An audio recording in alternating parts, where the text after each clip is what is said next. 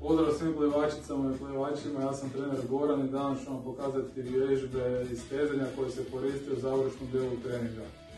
Vježbe traju oko 20 sekundi bez naglih pokreta i do granice ugodne boli. Prve dvije vježbe se odnose na stezanje ramenog pojasa.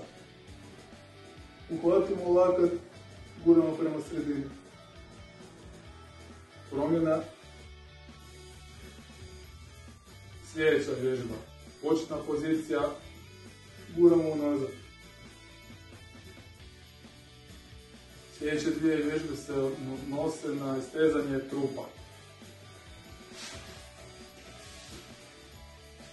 Prebacimo nogu rukom sa vanjske strane koljena, ugled unazad. Promijenimo.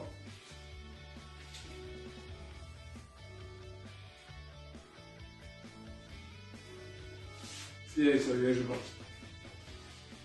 Koljenima u jednu stranu, pogled glavom i rukama u drugu stranu i stezanje po dijagonalu. Promjena.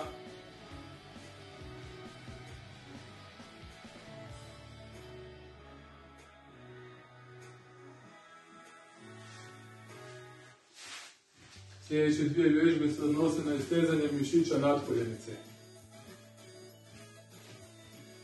Tijelom unazad do granice ugodne boli. Sljedeća vježba. Put u koljenu 90 stupnjeva, pukovima guramo prema naprijed i stezanje u mišiću natkoljenice stražnje noge. Promjena.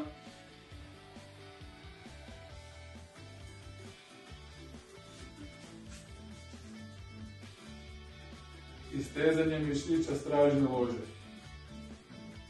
Tijelom prema naprijed. Promjena.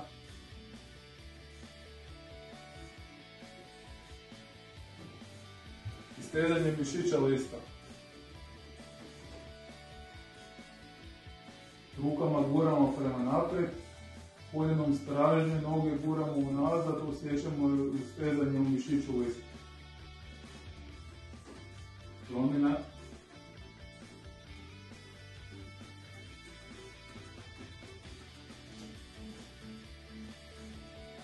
Zadnje dvije vježbe se ne odnose na istezanje za oporavak, ali fleksibilan skočni zglob omogućava brzo plivanje nogama kod delfina, ležnog i kraula. Vrlo jednostavno, samo prebacimo istezanje. Promjena.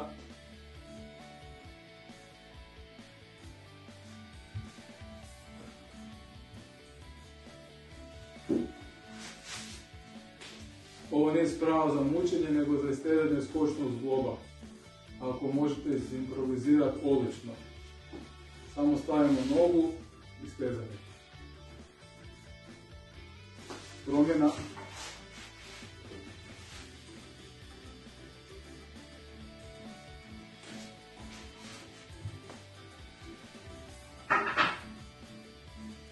Došli smo do kraja, budete vedri, veseli, vježbajte i svi ćemo ovo zajednički prebroditi. Pozdrav!